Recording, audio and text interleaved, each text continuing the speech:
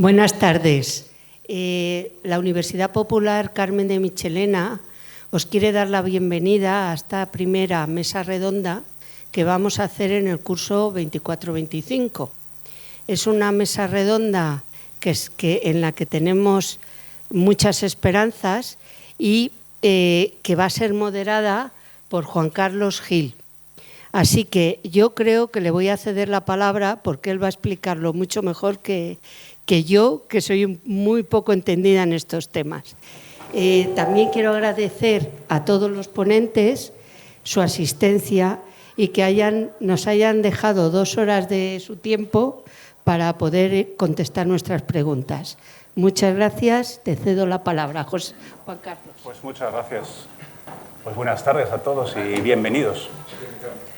Me llamo Juan Carlos Gil, soy doctor en Química Física, presidente de la Asociación de Divulgación Ciencia con 3 Encantos, con la que organiza esta mesa redonda junto a la universidad, y trabajo en espacio, ¿vale? Trabajo en GMV aquí en 3 Cantos. Y tengo el placer de hoy moderar esta mesa redonda que hemos llamado El universo vivo, explorando la prevalencia de la vida más allá de nuestra cuna, sobre la posibilidad de vida extraterrestre desde un punto de vista científico completamente, y quería dar gracias al ayuntamiento que cede las instalaciones gestionadas por la universidad. Habéis visto al alcalde, que le quería dar las gracias ahora en diferido. De nuevo a la universidad por los medios técnicos y humanos, muchísimas gracias. Y a Ángel Sierra, que está allí meneando, porque es el ideólogo de esta mesa.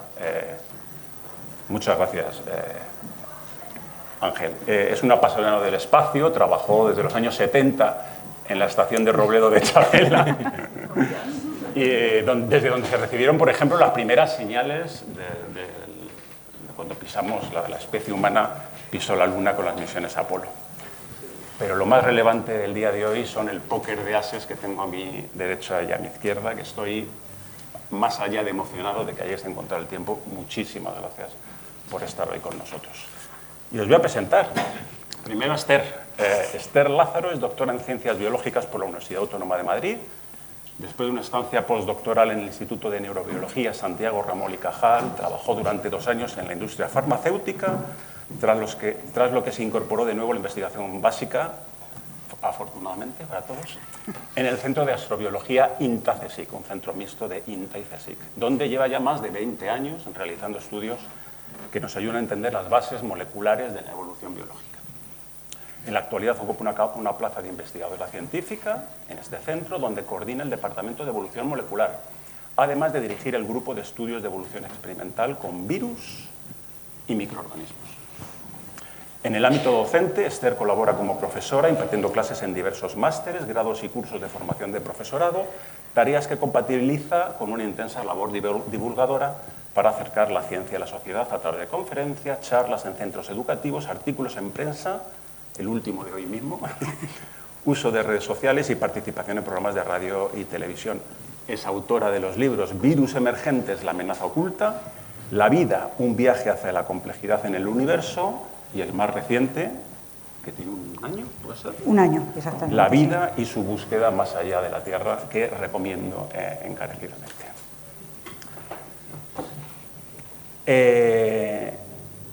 José Moreno, le tengo aquí a mi derecha, es ingeniero de telecomunicación por la Universidad Politécnica de Madrid y trabaja desde hace 35 años, me congratula que alguien lleva más tiempo trabajando que yo, en Airbus CRISA, en sistemas de aviónica, de control, ordenadores de a bordo y procesadores de múltiples satélites y observatorios espaciales, y además tiene la categoría de experto senior del grupo Airbus, que es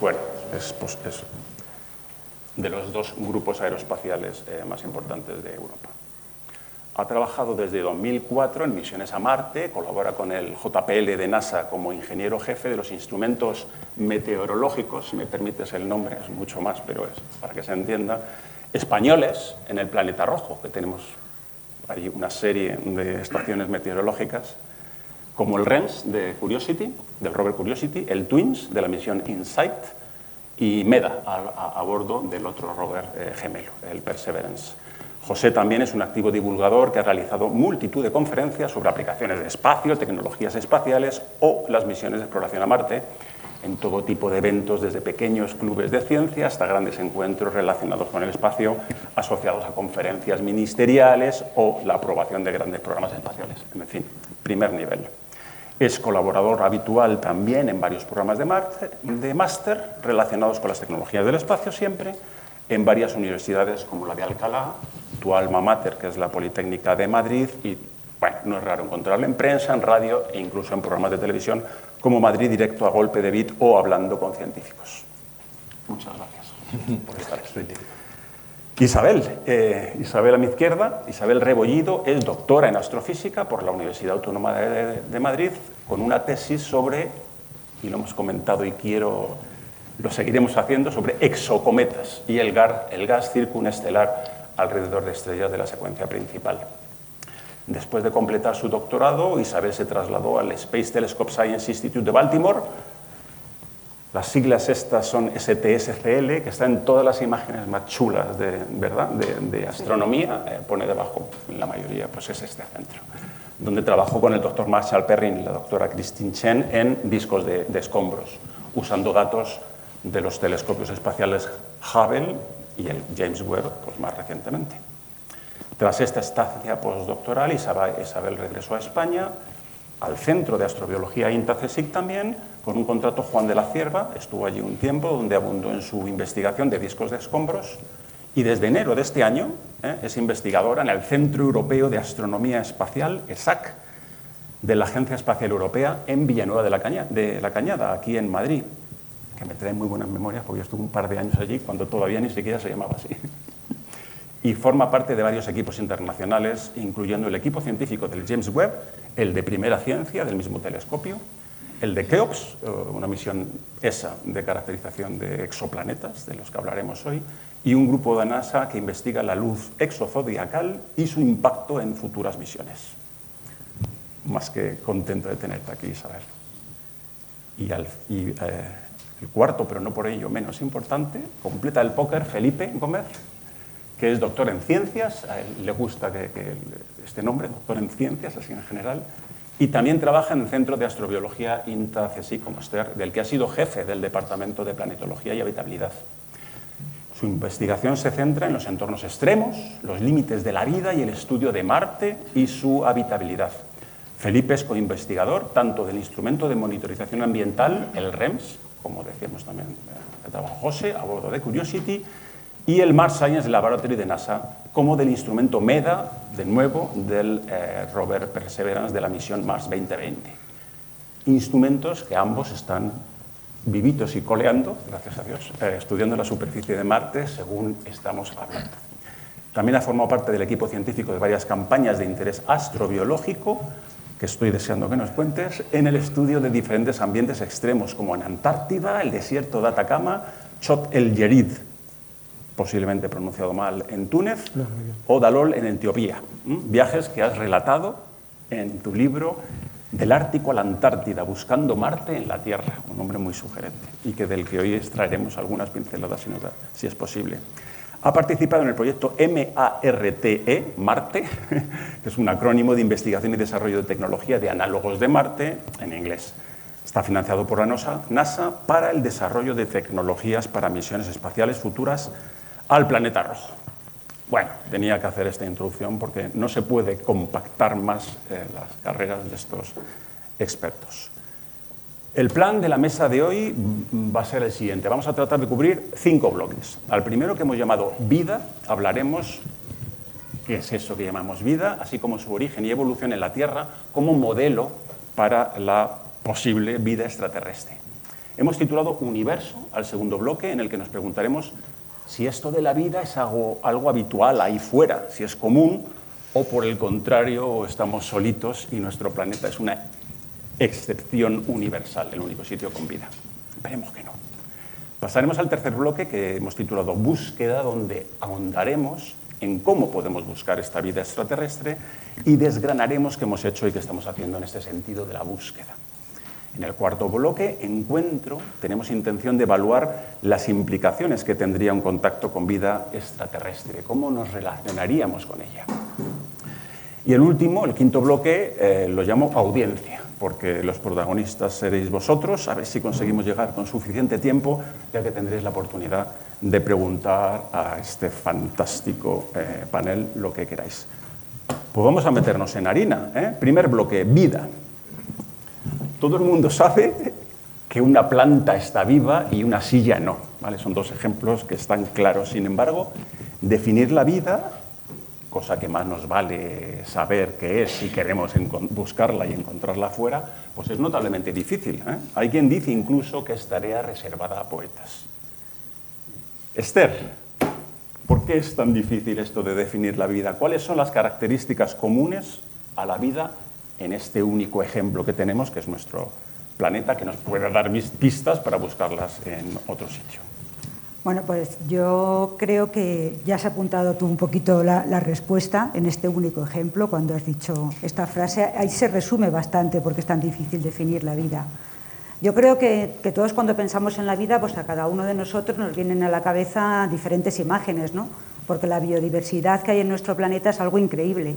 Nos encontramos desde seres como nosotros, capaces de pensar, de movernos de forma voluntaria, otros seres que no se mueven, que permanecen anclados al suelo.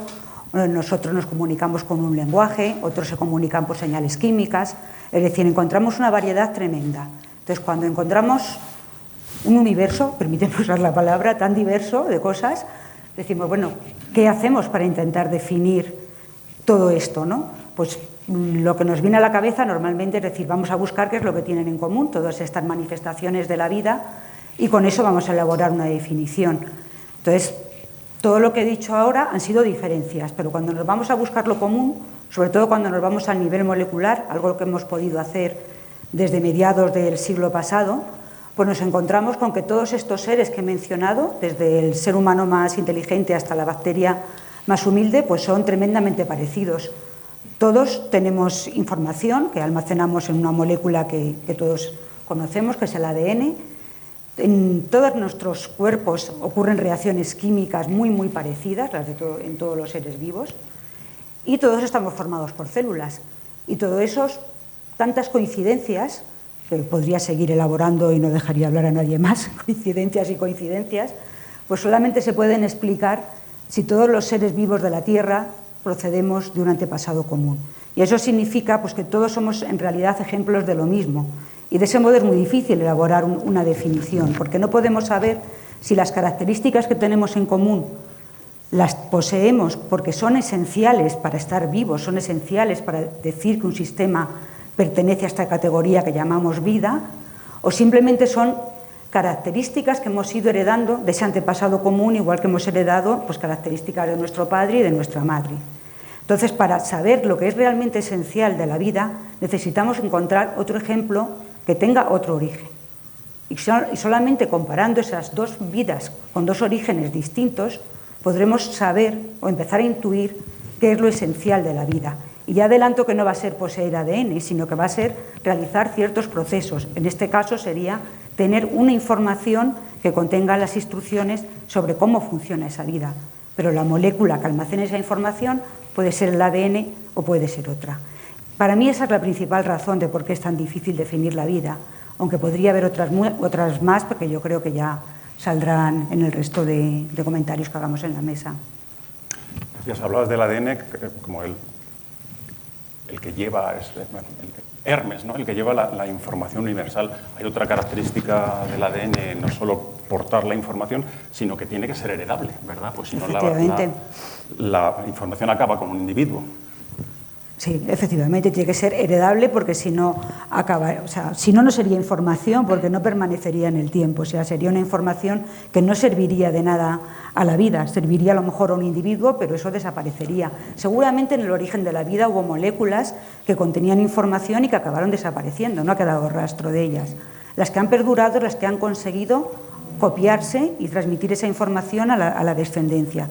Y eso es muy importante también, no solo por el hecho de que eso permita que la información perdure a lo largo de la historia de la vida, sino porque permite ese proceso de copia de la información genética, lo que permite es que se produzcan errores, que son las mutaciones, que hacen que las poblaciones sean diversas. Todos aquí somos de la especie humana, pero ninguno somos igual a los que tenemos al lado. Y sobre esa variedad genética puede actuar la selección natural. Entonces, la vida puede evolucionar, puede ganar en complejidad, puede ganar nuevos nichos, pueden surgir nuevas especies, puede adaptarse al medio. O sea, es fundamental que sea heredable, pero además es fundamental que en ese proceso de herencia haya algunos errores. O sea, no siempre no siempre la perfección, bueno, casi nunca la perfección es buena. Y este es un ejemplo clarísimo. Si la copia fuera perfecta, probablemente la vida se habría extinguido. Y eso nos permitiría extrapolar esa idea.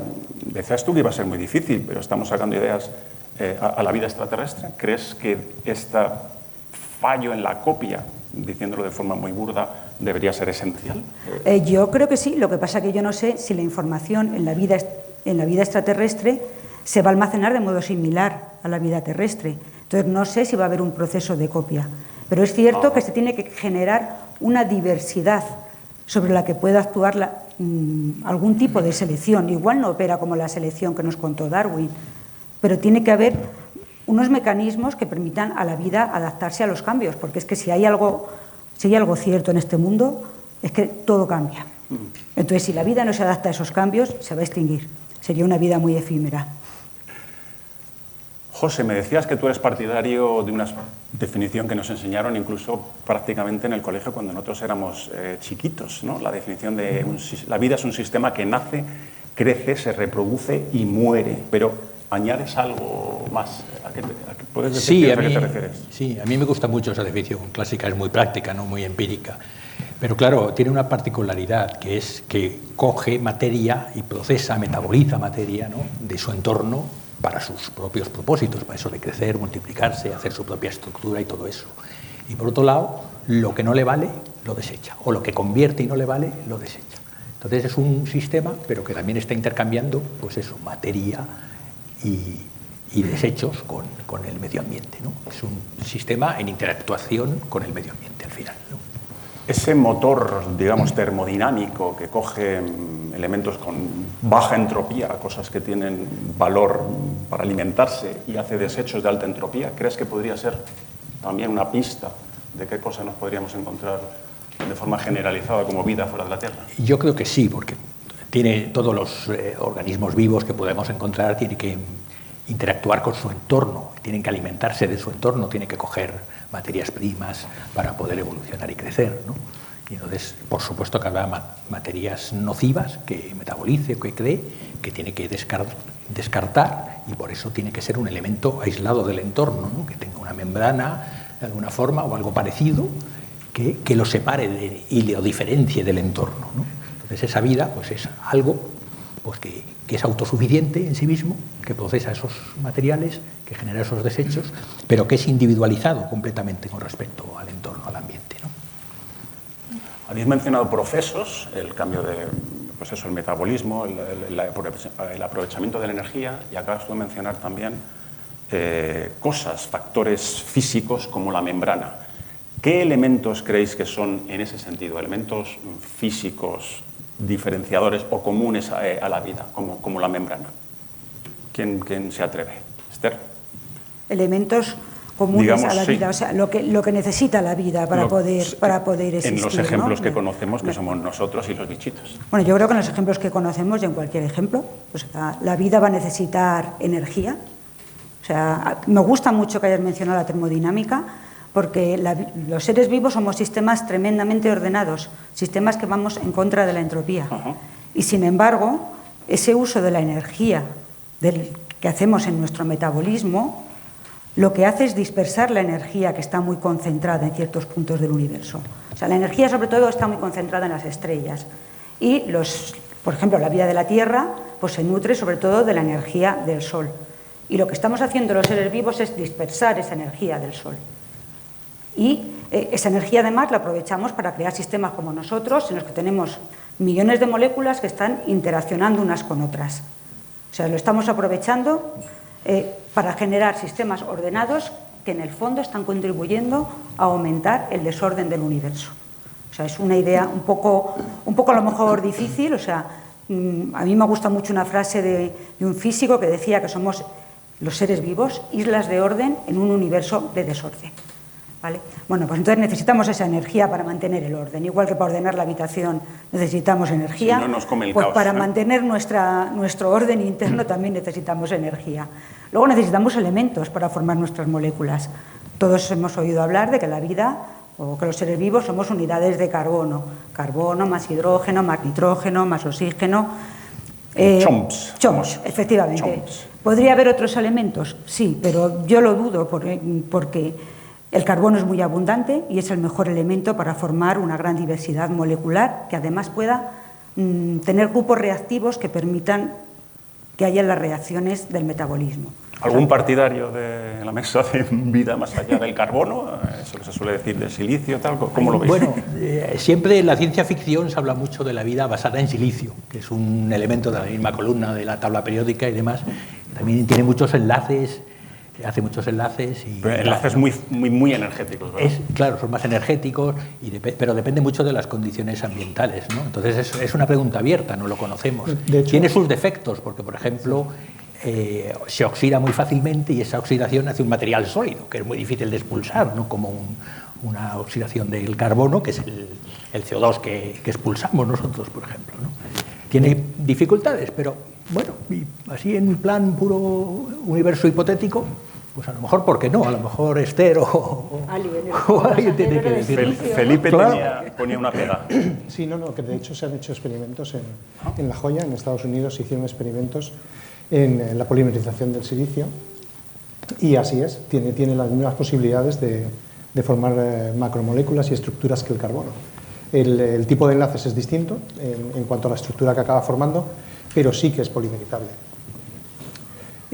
Lo que pasa es que estos autores que hicieron estos experimentos, que vieron que sí que era factible, llegaron a la conclusión de por qué vamos a buscar estructuraciones complejas con elementos que no son tan habituales como por ejemplo el carbono. El carbono es que es ubicuo, ¿verdad? Es ubicuo, está en todo el universo. Es igual que el H2O o que está allá donde se mire, se encuentran moléculas de carbono y distintas macromoléculas.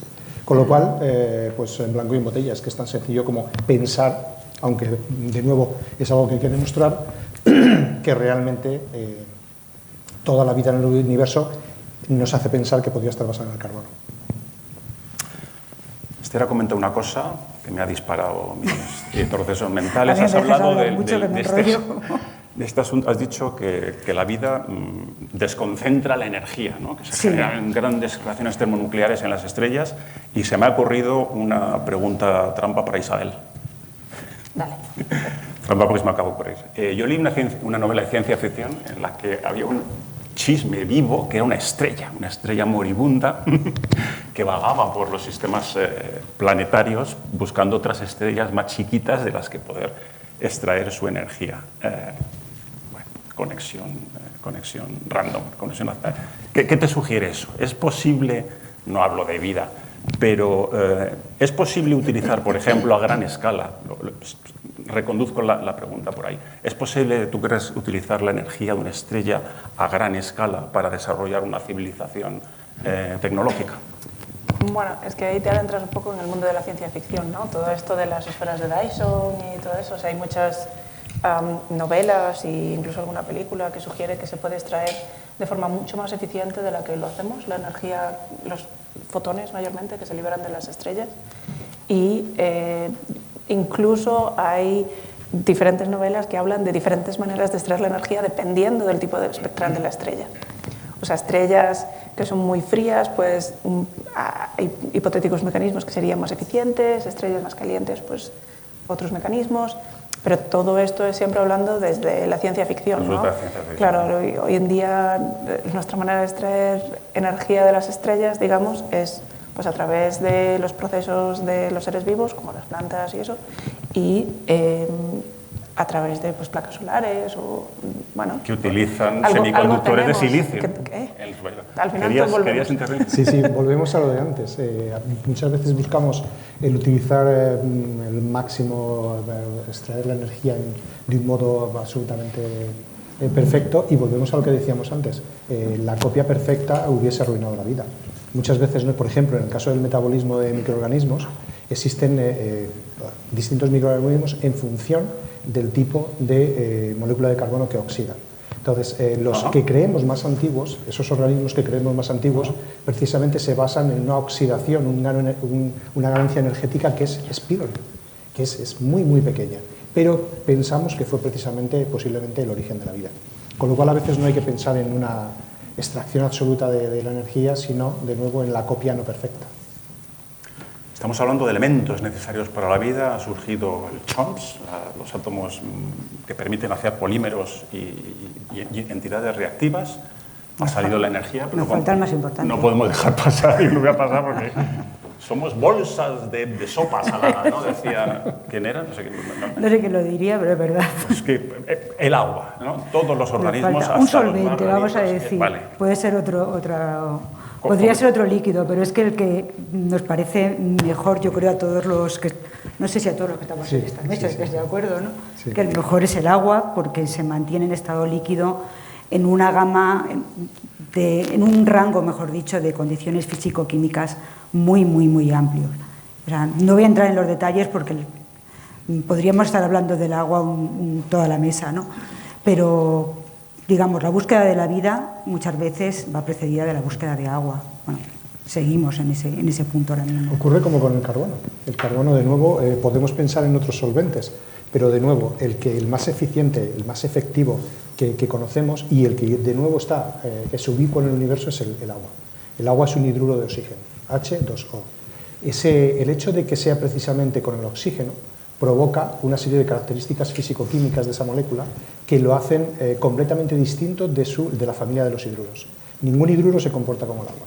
Son las características que mencionabais hace un momento. Hace que sea completamente particular y único. Y precisamente es, de nuevo, lo que nos hace pensar que yo creo que estamos todos de acuerdo que el agua sería el disolvente universal. Bueno, se me ha olvidado decir que necesitamos el solvente porque las reacciones del metabolismo tienen que tener lugar en un medio líquido. En un medio gaseoso las moléculas no se encontrarían porque se dispersarían, y en un medio sólido pues difundirían tan lentamente que tampoco se encontrarían. Por eso necesitamos un líquido, sobre todo, aparte de otras razones. Pues se me acaba de ocurrir una pregunta que llevo toda la vida haciéndome, que quería hacer a gente que supiese de verdad sobre biología, es el hecho de que el agua, de que la forma común, sólida del agua, el hielo, tenga menor densidad que el líquido. ¿Eso es relevante para...? Sí, es debido a esas características que mencionaba. El hecho de que sea ese hidruro tan raro dentro de la familia de los hidruros es completamente particular. ¿Es necesario es precisamente para la vida? Oxígeno, carga negativa, hidrógeno, carga positiva, hace que se produzcan una serie de enlaces que al final se convierten en un dipolo. Básicamente, para que se nos entienda, se produce una pequeña diferencia de carga entre un átomo y el otro átomo. Eso hace que sea completamente distinto a la familia de los hidruros. Y entre esas características lo que provoca es que dilate cuando congela. De ahí el hecho de que tenga menor densidad. Eso es muy importante porque si fuera al contrario, si el hielo fuera más denso que el agua, el hielo se iría al fondo en los océanos y no tendríamos vida en los océanos. Tampoco podríamos tener vida en las lunas heladas del sistema solar, en Europa o en Célado. O sea, no podría haber océanos debajo de la capa de hielo. O sea, que sí es importante, muy importante para la vida. Cuando preparábamos estas preguntas, José, añadiste aquí que también, además de todos los elementos constitutivos que ya hemos dicho, necesitas que no se te desmoronen, ¿no? Necesitas unas condiciones amables, decías tú. Claro, ese charco primordial, esa ropa primordial, templado, o esas células que tenemos, efectivamente, esos charcos templados necesitan unas condiciones ambientales razonables, ¿no? De temperatura, de acidez, de pH, ¿no? O de radiación, de algo que no se destruya inmediatamente, ¿no? por la energía que se está aportando al sistema en ese momento. Entonces, podemos buscar vida, o podemos tratar de definir la vida en zonas de características habitables en todos esos parámetros, ¿no? Si se nos va uno mucho de rango, pues seguramente haya esterilizado o haya acabado con toda la vida, ¿no? Esther, los primeros organismos se ganaban la vida sin fotosíntesis, todavía no se había desarrollado las rutas metabólicas necesarias, ¿no? Es el mecanismo que hoy es cierto, sí. ubicuo. ¿Qué Es energía usaban los Luca, ¿no? El primer bichito? Yo lo de la fotosíntesis es que me fascina. Pues la fotosíntesis es un proceso que tiene, bueno, cuando lo estudias tiene un montón de rutas, o sea, es una reacción, otra seguida. Y sutiles. Y dices, ¿cómo ha surgido esto? Y cómo todo esto puede funcionar de forma coordinada para que al final la energía de un fotón se transforme en energía química almacenada en una molécula de glucosa.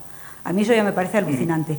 Pero más alucinante me parece todavía que eso sucediera relativamente pronto en la evolución.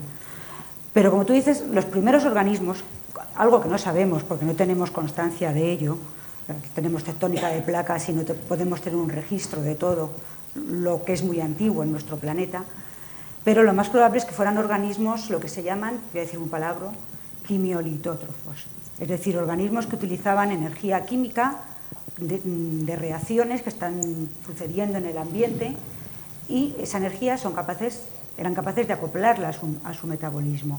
Y de esos microorganismos sigue habiendo muchos en la Tierra. O sea, en la Tierra la fuente de energía principal es la energía solar y de ahí nos sustentamos todos. Pero también hay muchos microorganismos que utilizan energía química, sigue habiéndolos, no se han extinguido. Y eso es muy importante de cara a pensar en alternativas a la fuente de energía que podrían utilizar otros seres en el universo. Porque lo más probable es que utilicen la energía de su estrella. Pero el hecho de que ya en la Tierra tengamos organismos que viven independientemente de la luz solar, que no la necesitan para nada, pues nos hace pensar que pueden haber surgido procesos en otros lugares del universo donde pueda haber organismos que que hayan conseguido, por ejemplo, acoplar a su metabolismo la energía de la gravedad, o la energía del calor. Anda que no hay fuentes de energía por ahí, ¿no? Pero mi opinión es que el primer organismo sería similar a estos organismos que hay ahora. Por ejemplo, en Río Tinto, de lo cual Felipe es más experto que yo, en Río Tinto hay muchos organismos que subsisten a base de reacciones de oxidación de la pirita, de los sulfuros de hierro. Entonces, esos organismos están ahí, esos organismos no necesitan la luz del sol. Pues probablemente los primeros organismos que surgieron en la Tierra utilizaban reacciones similares, oxidación-reducción, casi seguro. Hay otro tema, si puedo, absolutamente. que a mí me parece fascinante de la fotosíntesis, que es que la clorofila hace que las plantas sean verdes. Sí. Y te iba a preguntar, no que has mencionado los distintos espectros de las distintas estrellas, pero no me he atrevido, pero te has lanzado tú.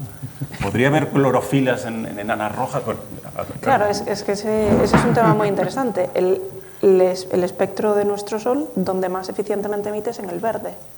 Entonces, yo no sé, a lo mejor Esther quiere decir algo. Pues habría otras clorofilas. Claro, a lo mejor habría otras moléculas que serían más eficientes, porque hablaremos de esto después, pero cuando buscamos vida extraterrestre, buscamos, una serie de biomarcadores, pero un biomarcador, digamos, o una característica que buscamos a veces en los planetas es este límite rojo, que se llama, o red edge, que es provocado por las plantas. Claro, es que a lo mejor en la Tierra es el límite rojo, porque caería en el espectro de la luz en la zona roja, pero a lo mejor en otras estrellas es de otro color. Es el amarillo fosforito. Claro, porque las plantas son de otro color. Felipe. Sí, gracias. Justo hace un año publicamos en el Centro de Astrobiología una serie de compañeros astrofísicos, estuvimos haciendo un estudio sobre el origen de la fotosíntesis y estuvimos viendo la posibilidad de que se diera fotosíntesis en otros cuerpos planetarios. Y publicamos un par de artículos, la verdad que salió muy bien. ¿En otros cuerpos planetarios en el sistema solar o en otras estrellas? En otras estrellas. Vale. En otras estrellas. Entonces lo que hicimos fue hacer, primero, focalizar, intentar entender qué es la fotosíntesis, porque como se ha comentado es un proceso muy complejo. Una vez intentar entender la fotosíntesis, ver si estos compuestos que nuestro planeta provocan la fotosíntesis, estos pigmentos, podrían funcionar en otra serie de características, en otra serie de atmósferas y demás. Y lo que hicimos fue hacer ese estudio teniendo en cuenta el tipo de estrella, la distancia del planeta a la estrella, el tipo de planeta, el tipo de atmósfera, oxidante, reductiva y demás. Y la gran sorpresa, así como primera aproximación, la gran sorpresa fue que ya en los mismos compuestos que tenemos en el planeta Tierra, que hacen la fotosíntesis, estos mismos pigmentos podrían funcionar en un montón de tipos de planetas y de estrellas. Encontramos una base de datos que era considerable. Entonces, eso nos llevó a la pregunta de decir, pues vamos a buscar el pigmento más sencillo, que posiblemente pudo ser el que se originó la fotosíntesis en el planeta Tierra. Y lo que nos encontramos fue que, yéndonos al más sencillo, que se presenta, existe en una serie de organismos, microorganismos que se llaman cianobacterias, existen unos pigmentos que son muy sencillos, que nosotros creíamos sencillos, pero cuando hicimos la estructura molecular y la comparación con la clorofila, vimos que eran súper evolucionados. Súper evolucionados, eran muy evolucionados. ¿Qué significa eso? Llegamos a la conclusión de que tuvo que haber un pigmento primitivo, anterior, que se extinguió, que nosotros denominamos fosfero. Ese fosfero se produjo en una serie de entornos volcánicos en los que se produjo esa primera fotosíntesis y la propia evolución, porque es la característica de la vida. Una de las características de la vida es que es capaz de mimetizar y es capaz de aparecer en unas condiciones que son asombrosas. Entonces, llegamos a la conclusión de que, como bien se ha mencionado antes, se cree que esos quimiolitótrofos, los comepiedras, son que ese metabolismo tan lento que yo mencionaba antes, esos metabolismos tan lentos, pensamos que fue el origen de la vida en el planeta Tierra. Pero es que tenemos a través del evento geológico, sabemos que la Tierra empezó a ser oxidante, es decir, en la atmósfera de la Tierra empezó a ser oxidante, apareció el oxígeno muy pronto. En tiempos geológicos fue muy pronto. Por tanto, ¿el origen de la vida pudo ser fotosintético? No podemos descartarlo. Pero por ese poquito de tiempo anterior de la quimiosíntesis, del metabolismo de los quimiolitótrofos, está aceptado que fueron primero los quimiolitótrofos. Pero se produjo inmediatamente la aparición de los fotosintéticos. Estamos hablando, la Tierra tiene 4.400 millones de años y eso que comentas está en torno a... Estamos hablando de el gran evento de presencia de oxígeno, estamos hablando de unos 3.800... O sea, en tiempos geológicos, escala humana, por supuesto, es inmenso, pero en tiempos geológicos es muy rápido. Yo quería destacar que se formó la Tierra hace 4.400 millones de años, bien, mucho tiempo, pero es que en nada de teníamos tiempo bichitos corriendo. Apareció la vida. Bueno. Entonces, claro, eso es uno de los hechos que utilizan a la hora de discutir sobre la probabilidad de vida en el universo, que no tenemos evidencia, y como científicos no podemos decir que exista o que no exista. Eso precisamente, a través de la probabilidad matemática, el hecho de que un evento ocurra de forma tan rápida, eso implica en matemáticas que a lo mejor es más probable de que ocurra de lo que nos pensamos. Por eso es lo que nos hace pensar que sí que existe esa posibilidad. Pero obviamente ahora mismo no tenemos evidencia de ello, claro. Porque el planeta es muchas mesas de laboratorio a la vez también, ¿no? Sí, hay muchísimos sitios donde probar cosas. Y esa vida, esa maquinaria que es tan... Me he apuntado para pedirte los trabajos, le he flipado eso de la fotosíntesis y a ti los exocometas. Lo tengo para luego. Felipe, porque ¿qué sitios no ha colonizado la vida en nuestro planeta? ¿Dónde están los límites? Los límites de la vida son difíciles de establecer. Teníamos lo típico que aparece en los anuncios de televisión del pH, el pH neutro. La vida solo puede ocurrir a pH neutro. Eso ya hace...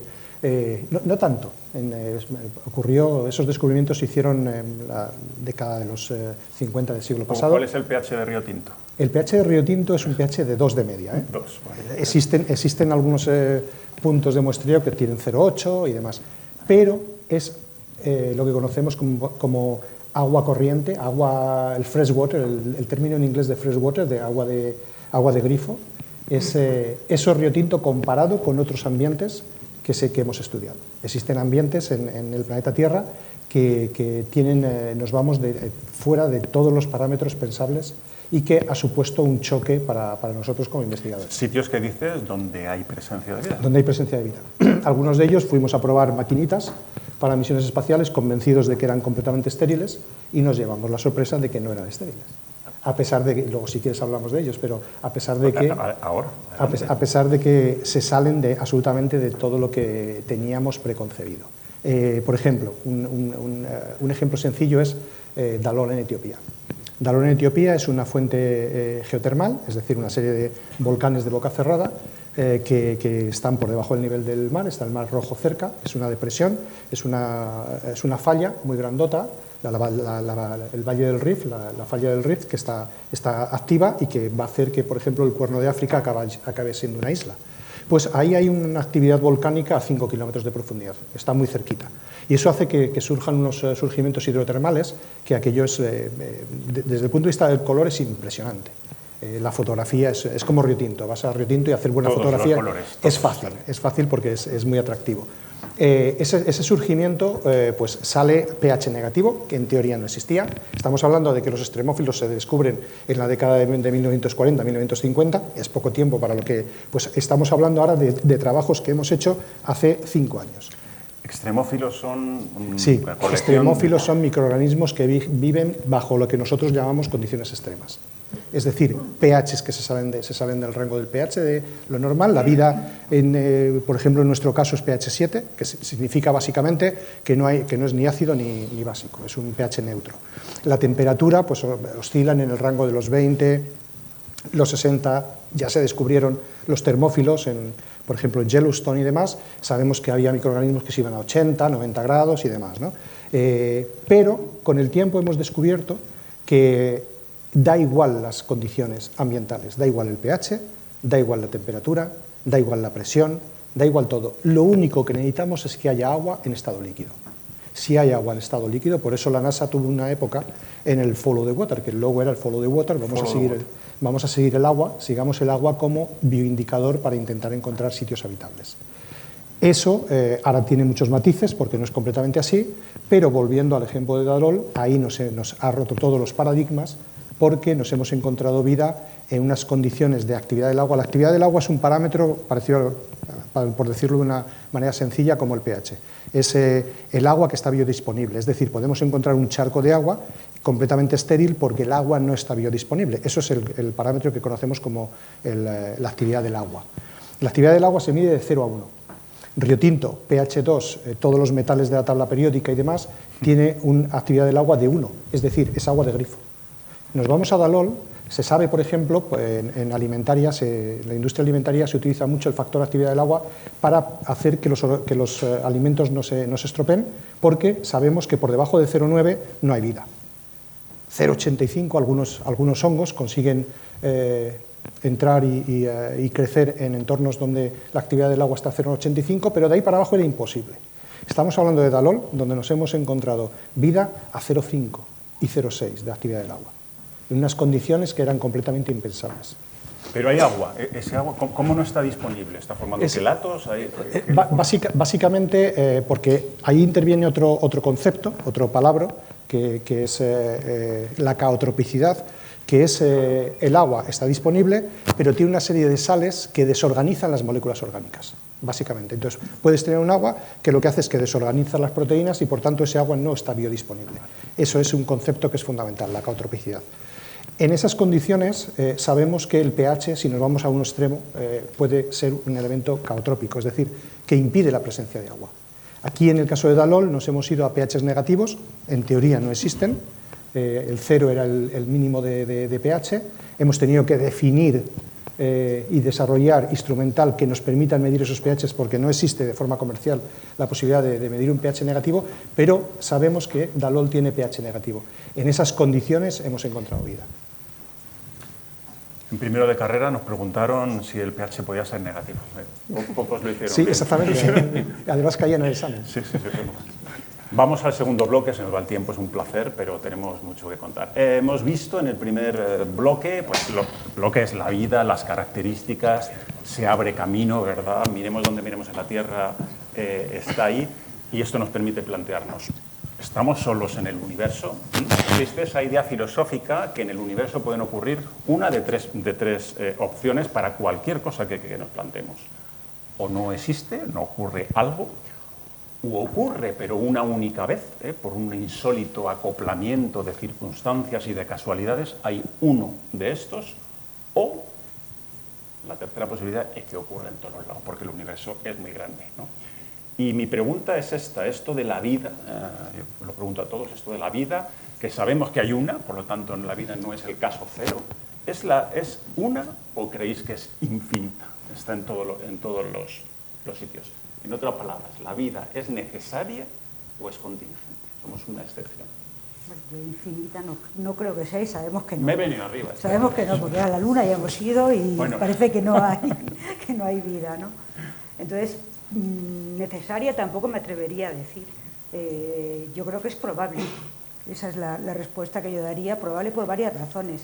La primera es porque hay muchísimos planetas. Es que durante muchísimos tiempos pues hablábamos del sistema solar como si eso fuera el universo. Y es que ahora sabemos que el universo es no un poquito más grande, sino muchísimo más grande. Hay trillones de planetas. Entonces, imagínate la cantidad de escenarios con características distintas donde se podrían haber dado las condiciones para que surgiera la vida. De mesas de laboratorio, que decía yo antes, ¿no? Luego también sabemos que la vida, como ha comentado Felipe, no necesita unas condiciones muy definidas, sino que es capaz de establecerse pues, a temperaturas de 100 grados, a pHs muy bajos, en concentraciones de sal muy alta, bajo los lagos, las capas de hielo de la Antártida. Todos esos sitios hemos encontrado vida. Y luego algo muy importante, y es que los ingredientes básicos de la vida, lo más sencillo, se puede sintetizar en el espacio, y sabemos que se sintetiza. Es decir, en las nubes de polvo interestelar, que son granitos diminutos de silicatos que están recubiertos de hielo, de agua, de metano, pues cuando sobre esos granos incide la radiación de las estrellas o los rayos cósmicos, que son muy energéticos, pues con esa energía se producen reacciones que dan lugar a moléculas que, oh mira, qué casualidad, pues son las que utilizamos en el laboratorio para sintetizar aminoácidos, que luego se sintetizan proteínas, o para sintetizar otras moléculas que son precursoras de la vida. Si todo ese polvo interestelar cae en el lugar apropiado, y está cayendo, cae en toneladas, pues ¿por qué no va a dar lugar a la vida en otro lugar del universo? Probable, ha dicho probable, Esther, con muchísima adorno no después. me he querido quemar. ¿Qué decís, Felipe o Isabel? Sí. José, ¿necesaria o contingente? ¿Qué? Es difícil decirlo, ¿eh? Yo creo que es la pregunta del millón. Como científicos tenemos que ser muy conscientes de que nos podemos equivocar y por tanto no puedes aseverar, ¿no?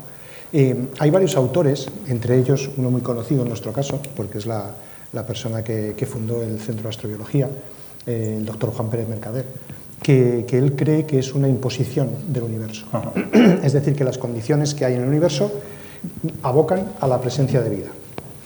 Cuando se estudia la vida, en mi caso concreto, que yo estaba muy interesado en intentar entender ese proceso físico-químico que llamamos vida, que no entendemos y no sabemos definir, entonces yo me dediqué a estudiar los extremos. Vamos a intentar entenderlo mirando en los bordes, viendo qué tiene de común, qué tiene de diferente, para intentar entender el proceso. Pues cuando intentas definir ese proceso y cuando te das cuenta que es tan versátil, es capaz de agarrarse a un clavo ardiendo a la hora de originarse reatinto en multitud de sitios, que al final te das cuenta que quizá hay una serie de leyes físicas que imponen que ese desorden, la única forma de establecer una forma de vida estable es que se ordene dentro de ese desorden del universo. Esas leyes físicas de la termodinámica, esas leyes de la termodinámica imponen que haya un proceso de organización en una serie de organismos que al final lo que hacen es que pasan a tener una serie de características que conocemos como vida. Ya te digo, hay autores que dicen que es una imposición del universo, hay otros autores que lo ven muy probable, y hay otros autores que incluso dicen que es francamente improbable. Depende mucho de la serie de las condiciones del propio universo, ¿no? Por ejemplo, en zonas de espacio interestelar donde se ven altas energías, es muy difícil que se produzca una estabilización de unos silicatos para originar un planeta, de que haya un origen de planetas, o de un agua en estado líquido para que acabe apareciendo la vida. Pero claro, es que no todas las zonas son así. Hay un gradiente en el que hay muchas zonas en las que eso no ocurre, ¿no? Yo en mi caso concreto, y bajando al ruedo y mojándonos, yo comparto la opinión de Esther. Creo que es probable, es muy probable. Que encontremos otro ejemplo, pues eso ya no sabría decirte ahora mismo. Bueno, yo lo que sí que digo, no lo sé si es un caso o el otro, pero lo que digo es si la encontramos a corto plazo, es que va a ser muy común. Porque estamos buscando con una tecnología todavía muy básica, estamos buscando al lado, en nuestra vecindad, justo del sistema solar, en sitios lo más sencillos que podemos acceder, y luego hablaremos de Marte o de las lunas heladas y tal, o estamos buscando y estamos viendo simplemente unos espectros, pocos espectros de unos planetas que están muy cercanos de la atmósfera y tal, pues si encontramos algo ahí, algún vestigio, eso va a significar que es muy abundante, porque es por casualidad, porque es que estamos mirando apenas nada, ¿no? Yo estoy absolutamente de acuerdo, porque es que estamos explorando una fracción diminuta del universo. Si en la luna de Júpiter encontramos algún microorganismo, es que va a ser... Es que va a estar por todos lados. Y luego ya sobre los espectros ya hablaremos, pero ahí te voy a muchas dudas de la interpretación. Tenemos que recordar de los lo espectros que de los comentábamos del exoplanetas. origen de la vida en el planeta Tierra, que fue muy rápido. Eso nos aboca a pensar que puede ser más probable de lo que pensamos. Hablabas de Marte, que luego lo haremos. Vamos ya. Efectivamente, sitios cercanos pues, de nuestro sistema solar, que es a donde podemos ir de momento. ¿Por qué Marte es un objetivo astrobiológico de primer orden? José, por ejemplo. Bueno, Marte lo primero que tiene es que lo vemos y es un planeta parecido al nuestro, ¿no? Es un planeta rocoso, más pequeño, es pues, la mitad de diámetro más o menos, pero cuando lo vemos varias características que nos suenan familiares, ¿no? Por un lado, pues bueno, tiene unas temperaturas más o menos aceptables, que es muy frío, temperaturas medias de 50 bajo cero, pero en esos extremófilos, esas cosas, hay casos mucho peores, sí, nada, fresquito, un invierno entero. Por otro lado, pues hay atmósfera, muy tenue también, con muchas limitaciones, pero hay atmósfera. Vemos que hay casquetes polares, hay agua, ciclos de agua, dióxido de carbono, por supuesto. Y por otro lado, pues ha tenido en el pasado, obviamente, pues un sistema fluvial, ¿no? Hay cráteres, hay vestigios de cuencas, de ríos, de haber corrido mucho el agua por allí, ¿no?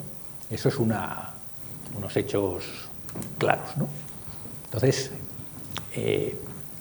aparte, luego todas las misiones espaciales, las pocas misiones que han estado allí, pues han encontrado, pues, tanto desde la órbita como en misiones aterrizadas, pues ese entorno de hielos, incluso en algún caso alguna salmuera que se ha depositado incluso en las patas de aterrizaje de alguna de las sondas, cosas así. Pues es un sistema que tendría zonas, digamos, con esa sopa posible. Hay nutrientes, las misiones robotizadas han encontrado que hay nutrientes, materia orgánica, los distintos componentes químicos también, y hay energía, menos que en la Tierra, desde luego, pero hay energía, por supuesto hay energía solar, pero Marte, aunque aparentemente es un planeta ya no tiene tectónica, sin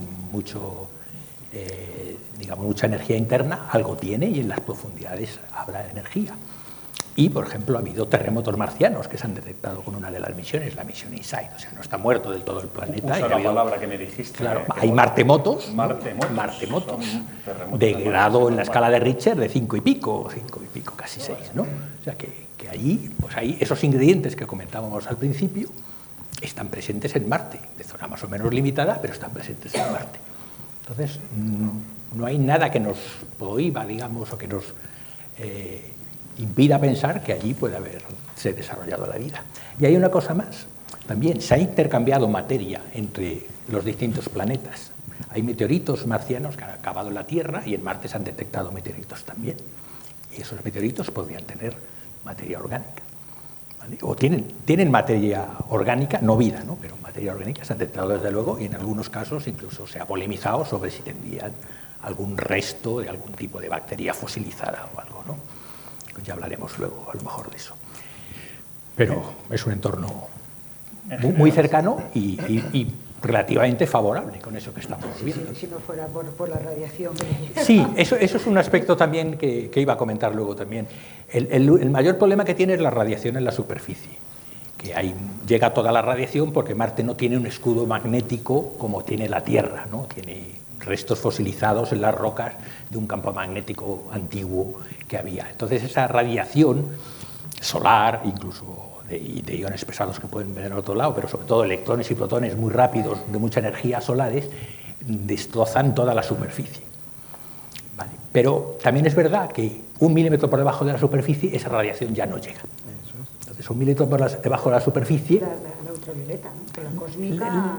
No, los iones pesados sí, pero bueno, los iones pesados crearían a lo mejor más mutaciones de efectos pero lo que se esterilizaría directamente, como puede ser protones, electrones o radiación ultravioleta, pues no sería tan... De cualquier forma, decías que hace tiempo las condiciones eran más amables, había un campo magnético, había más actividad geológica, incluso no sé si está probado que había grandes océanos que cubrían hasta la mitad del planeta. Sí, hace mucho tiempo, hace 3.500 a 4.000 millones de años, Marte se supone que era un planeta muy distinto al planeta que vemos ahora, ¿no? Que tendría casi un semi-hemisferio con un océano global, medio Marte, medio hemisferio. Que era el momento en el que la vida medró en el planeta. Claro, podría coincidiría con ese periodo de la Tierra en que medró en la Tierra, y luego tenía otras características, no era mucho más cálido, tenía una atmósfera mucho más densa, pues todas esas condiciones podrían haber sido mucho más favorables, ¿no? Entonces se especula mucho más ahora en buscar, o se trata mucho más buscar posibles restos de vida extinta en Marte, que encontrar vida actual existente, pero tampoco se descarta, ¿no? Eso sería un poco... Que sería menos sexy, pero aún así sería un descubrimiento enorme. Lo que pasa es que habría que escarbar mucho. Sí, habría que ir allí con pico y pala. Sí. A mí una cosa que me parece interesante de toda la exploración marciana es que Marte, bueno, desde mi perspectiva, que a lo mejor no es totalmente real, fue un poco por descarte, porque mi idea de cómo fue la exploración espacial es que el primer objetivo era Venus, ¿no? Y Venus fue un poco chasco por esa atmósfera que tiene que hace todo inviable, pero muchas de esas características que estaba José hablando, tectónica de placas, un campo magnético, Venus sí lo tiene. Sí. Claro, pero claro, Venus tiene ese efecto invernadero de la atmósfera que hace que la temperatura de la superficie esté cerca de 450 grados, por ahí, ¿no? No podemos llegar, pero tampoco hay motivos para pensar que debajo de la superficie o en las nubes de Venus. Pero claro, eso iba a decir yo precisamente. En las nubes de Venus hay zonas muy confortables. Pero tienen sulfúrico y cosas un poquito dañinas. Sí, un poquito más arriba. Densidades muy altas, Un poquito más arriba. Pero rangos de temperatura, hay vapor de agua. Sí, pero entra dentro del rango de lo que caotrópicamente es viable para la vida. Están a unos kilómetros de la atmósfera, ahí en las gotículas de agua, ahí estamos hablando de nubes de vapor de agua, nubes que son gotículas de agua donde se estabiliza el rango térmico del transverso de lo que es la atmósfera del planeta, estabiliza unas condiciones para que pueda estar en forma líquida. En esa forma líquida es verdad que hay un alto contenido en sulfúrico y otros, pero los últimos estudios, hay bastantes estudios que se están haciendo ahora, trabajando con exoplanetas, con algunos de los instrumentos que se han puesto en órbita, para hacer que apuntan a que sería factible pensar en que sería una zona posiblemente habitable. En el caso de Marte, varios comentarios que me gustaría hacer respecto a lo de antes, el caso de Marte, como bien decía Isabel, llegó un poco por descarte porque es el que tenemos más cerca, era donde podíamos llegar. La sorpresa fue que cuando llegamos y empezamos a ver la superficie de Marte, nos encontramos con que en esos 3.800 millones de años que hablábamos antes, del origen de la vida en el planeta Tierra, resulta que eran planetas gemelos. Dos planetas gemelos, ambos con agua, y donde en el que después ha ido evolucionando, que es el nuestro, el planeta Tierra, sabemos que ese agua dio origen a la presencia de vida y, en nuestro caso, ha ido evolucionando y ha cambiado. Digamos que el propio hecho que queremos estudiar ha modificado el laboratorio donde lo podemos estudiar y, por tanto, nos complica estudiarlo. ¿Qué ocurre con Marte? Que debido a su menor diámetro, tiene menor gravedad y, por tanto, ha perdido el agua, no ha podido retener el agua, con lo cual es una foto fija de lo que ocurrió en los 3.800 millones de años. Esa foto fija de los 3.800 millones de años nos permite ir allí y estudiar las rocas que estaban en contacto con el agua hace 3.800 millones de años, habiendo quedado en una foto fija. ¿Qué significa? Por ejemplo, un detalle. Hoy justo en un equipo del rover Perseverance en G0 acabamos de mandar un artículo para publicar a Nature Astronomy, porque reportamos la presencia de moléculas orgánicas. La superficie de Marte es compleja porque tiene una alta radiación. Eso significa que las moléculas orgánicas, caso de que hubiesen existido, es difícil de que sigan estando, porque además el regolito marciano tiene altos contenidos en una serie de moléculas que son muy oxidantes, por tanto es difícil llegar y encontrar en superficie cualquier cosa. Pues en esas condiciones, aún así, con ese baño de radiación, hemos encontrado moléculas orgánicas y pretendemos publicarlo. ¿Qué significa eso? que, como bien se decía antes, hay que buscar un poco en profundidad, porque esa radiación es muy dañina para esas estructuras. Pero es que tenemos rocas que son una foto fija de lo que se produjo en el mismo planeta Tierra hace 3.800 millones de años. Por tanto, es el entorno adecuado. Por tanto, llegamos con un poquito de suerte, pero cuando hemos llegado hemos visto rasgos que nos dicen que estamos en el lugar adecuado. Por eso tenemos allí una flotilla Eso que es, casi eso hay es. atascos. Y un comentario respecto a lo que mencionaba José. En esos meteoritos que vinieron de Marte, hay uno en concreto que se recogió en la Antártida, el Alan Hill 84001, lo que significa es que se recogió en el año 84 y era el primer meteorito que se observaba. Se encontraron unas estructuras muy pequeñitas, que en aquellos años, en la década de los 90, supuso una controversia y un escándalo mayúsculo. Recuerdo haber ido a congresos donde los equipos enfrentados prácticamente llegaban a las manos, porque había un equipo, el equipo del Dr. McKay, que decía que eso eran estructuras biológicas, y había otro equipo que decía que ahí no cabía nada, que eran tan pequeñas, que ahí no cabía nada. Justo ese tipo de estructuras minúsculas son las que hemos encontrado en Dalol. Hemos encontrado estructuras como las que se ven en el Alan Hill. Son nanoaloárculas, traducido otro palabra que significa pequeñas arqueas muy pequeñitas que viven en condiciones salinas, pero que sí tienen espacio para la maquinaria biológica. Arqueas salinas como las de Mójica. Como la de las salinas de España. Tengo que saltarme porque comentaría semanas. Vamos a dejar Marte, desafortunadamente, por el momento. Hace nada, 2 semanas, 3, quizá un mes, se lanzó la sonda Europa Clipper a Europa, que es una de las lunas galileanas de Júpiter. Pregunto, ¿por qué esto que llamamos lunas heladas, así en general, de Júpiter y Saturno, son también lugares aptos o lugares que nos despiertan la imaginación con la posibilidad de que exista vida microbiana? La imaginación te la despiertan, desde luego. Uno piensa en Europa, ve las imágenes que vemos y es que te recuerdan la película de Narnia, ¿no? Con todo nevado y tan bonito, ¿no? Y Europa es que es fascinante, es que tiene una corteza helada que son 20 kilómetros. Imaginemos 20 kilómetros de hielo, lo que es eso, y que debajo exista un océano que se puede mantener en estado líquido por la atracción del planeta Júpiter. Júpiter atrae la superficie de Europa, la levanta, se contrae, la levanta, se contrae, igual que las mareas en la Tierra por la atracción de la Luna, y eso genera un calor que permite que el océano que hay debajo esté líquido. Y donde hay agua tenemos esperanza de encontrar vida. No tiene por qué haber vida, pero sí hay esperanza de encontrar vida, sobre todo si sucede algo. Y si ese agua está en contacto con una superficie rocosa. Entonces, imaginemos un núcleo rocoso en el interior de Europa, voy a referirme a Europa como ejemplo, un gran océano de agua y encima el hielo. El hielo que te va a proteger de la radiación y de muchas cosas nocivas. El agua, que es necesario para la vida. Y en esa interfase entre la roca y el agua, ahí se pueden producir reacciones químicas, se puede producir calor porque ese agua puede filtrarse hacia el interior, donde estará más caliente, porque quedará algún calor residual de la formación del satélite, y ahí se pueden producir reacciones químicas que proporcionen energía. O sea, en el interior de los océanos de Europa no puede haber fotosíntesis. Entonces, ahí, con esa energía, nuevamente, energía química de reacciones inorgánicas, pues se pueden sustentar microorganismos. Y esto no es ninguna fantasía, porque en el fondo de los océanos de la Tierra hay chimeneas hidrotermales donde sale agua caliente que disuelve minerales que reaccionan entre ellos, y esa energía que se produce la aprovechan los microorganismos para iniciar una cadena trófica, una cadena alimenticia, en la cual no solamente tenemos microorganismos, sino que llega a haber pues animales, incluso, gusanos de medio metro. Gusanos, o de 2 incluso. O sea, pero eso es así, A ver, se ¿qué han visto. más? O sea, y son además preciosos, y tapizan en el fondo del mar campos. O sea, no es que haya 3 gusanos, sino que hay a lo mejor, es que voy a decir una distancia, pero yo vi un documental que me dejó alucinada, porque eran, igual que podemos ver un campo de trigo, pues un campo de gusanos de estos de 2 metros que tienen como un capuchón rojo en la parte de arriba, que filtran el agua del mar, y las bacterias que tienen dentro les ayudan a obtener nutrientes. Un ejemplo de una asociación en la vida muy exitosa, la simbiosis. Y todo eso está ocurriendo en los fondos marinos, donde parecía casi imposible que hubiera vida, ¿no? Entonces, pues yo no digo que en Europa vaya a haber vida, porque no lo sé hasta que no se analice el agua de ese océano, pero que probabilidades hay muchas. Yo la verdad que tengo grandísimas esperanzas.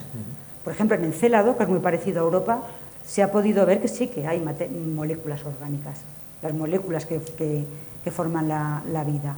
Entonces, pues veremos en los próximos años con Clipper, con JUICE, a ver qué encontramos. Quedan unos añitos para llegar, que está lejos. Tardaba 7 años. Eso es lo malo, que tarda mucho. Empiezas con mucha ilusión y luego ya... Hay que tener paciencia. Las cosas del espacio van Van despacio. despacio, sí.